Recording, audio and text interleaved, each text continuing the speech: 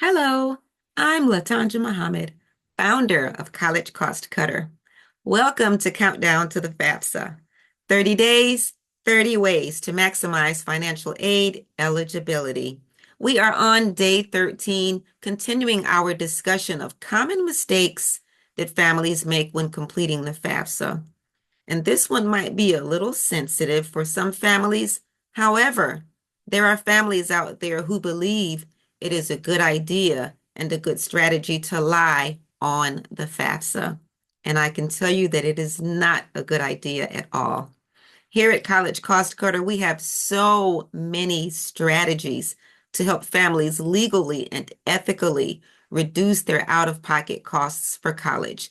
It is absolutely unnecessary and it is definitely illegal to lie on the FAFSA. So let's jump into it because lying can cost us more than time and money. So when you actually complete the FAFSA, sign it and submit it, you are attesting to understanding that any falsification of information provided is punishable under law with fine, imprisonment of not more than 5 years, or both. If a student purposefully and willfully represents themselves on the FAFSA so that they can be considered an independent student, but they're not, well, that could cause a fine of up to $20,000, imprisonment, or both. We don't want that. Again, we have so many ways to help families. With proper and timely planning, lying is absolutely unnecessary. We don't condone it, and we don't work with families who would like to use this strategy to try to work around the system.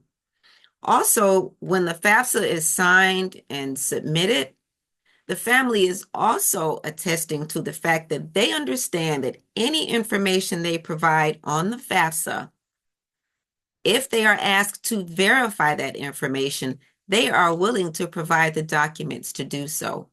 So again, if information is being falsified and then you are asked to verify that information and you cannot, you could face some pretty stiff penalties. So the bottom line is, do not lie on the FAFSA. So thank you so much for joining us today.